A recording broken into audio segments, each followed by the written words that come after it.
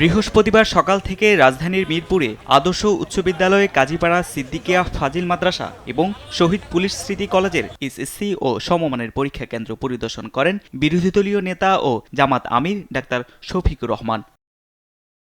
এ সময় তিনি শিক্ষার্থীদের খোঁজ খবর নেন, আহ্বান জানান পরীক্ষা চলাকালে নিরবিচ্ছিন্ন বিদ্যুৎ সরবরাহ নিশ্চিত করার।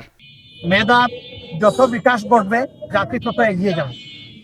আগামীতে আমরা আর রাজনীতিকে প্রাধান্য দিয়ে সরকার পরিচালিত হোক, দেশ পরিচালিত হোক, এটা চাই না। আমরা চাই মেধাকে প্রাধান্য দিয়ে।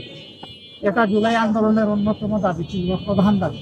চট্টগ্রামে ছাত্রদল ছাত্র শিবির সংঘাতের ঘটনা নিয়ে জামাত আমির বলেন, মানুষ হওয়ার আঙ্গিনায় কেউ অমানুষের কাজ করবে এমনটা চায় না বিরোধী দল। ওখানে যাবে তারা জ্ঞানের চর্চার জন্য, ওখানে যাবে কেন তারা রক্ত ঝরানোর। এই রক্ত যারই জোরক সে তো আমারই সন্তান। আমি দেখতে চাই না যে ও কোন দলের। যারই রক্ত জ্বলবে এটা দুঃখজনক। মা বাপ কাউকে রক্ত ঝরানোর জন্য ওখানে মানুষ হওয়ার জন্য পাঠিয়েছে। তো সেই মানুষ হওয়ার আঙ্গিনায় অমানুষের কাজ কেউ করুক, এটা আমরা নিন্দা জানাই, আমরা এটা চাই না। এই ব্যাপারে আমরা ভোকাল থাকব। পরে কেন্দ্রের বাইরে তার উদ্যোগে করা ছাউনি ও সুপেয় পানির ব্যবস্থা পরিদর্শন করেন ডাক্তার শফিকুর রহমান।